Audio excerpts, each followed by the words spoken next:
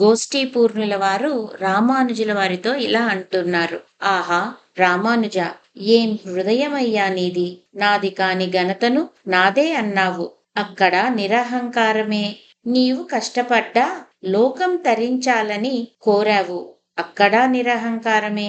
భగవంతునికి జీవవర్గం లభించే మార్గం సుగమం చేశావు. అక్కడ నిస్వార్థమే. పరహిత కాంక్షే. ఇంతకాలం మేమేదో గొప్పవాళ్లం అనుకున్నాం. రహస్యాలు దాస్తున్నాం అనుకున్నాం. భగవంతుడి కృషిని, దుఃఖాన్ని గమనించలేదు. పాండిత్యంతో అజ్ఞానులమయ్యాము. నిజానికి నాకంటే నీ జ్ఞానమే ఉత్కృష్టమైనది. మాకంటే మీరే ఉన్నతులు. మేం మీకు నాథులం కాదు, మీరే నాకు నాథులు. ఈనాటి నుంచి మీరు ఎంబెరుమానార్లు రామానుజ. నాయనా, ఈ లోకం మా వంటి వారి జ్ఞానం వల్ల తరించదు.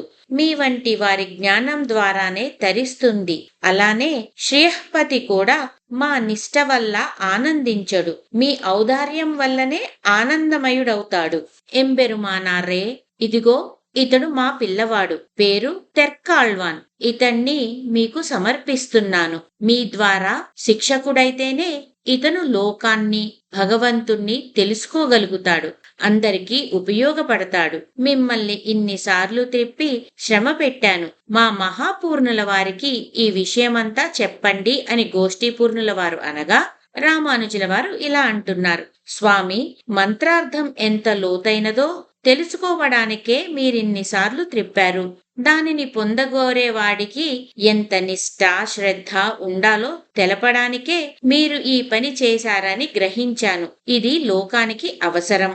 ఈ చిరంజీవి తెర్కాళ్వాన్ని యోగ్యునిగా తీర్చిదిద్దటానికి మీరే ఆశీర్వదించండి. ఆజ్ఞ ఇస్తే శ్రీరంగనాథుణ్ణి సేవించడానికి వెళ్ళి వస్తాను అని రామానుజుల వారు అనగా, గోష్ఠీపూర్ణుల వారు అలాగే వెళ్ళి రండి. శ్రీరంగ వ్యవస్థను దిద్దుబాటు చేస్తున్నారని వింటున్నాం. చాలా జాగ్రత్తగా ఉండాలి మరి అని అంటారు. ఇక రామానుజుల వారు వారి శిష్యులు తిరుక్కోట్టియూర్ నుంచి శ్రీరంగం బయలుదేరుతారు. తర్వాత ఏం జరుగుతుందో రేపు చూద్దాం.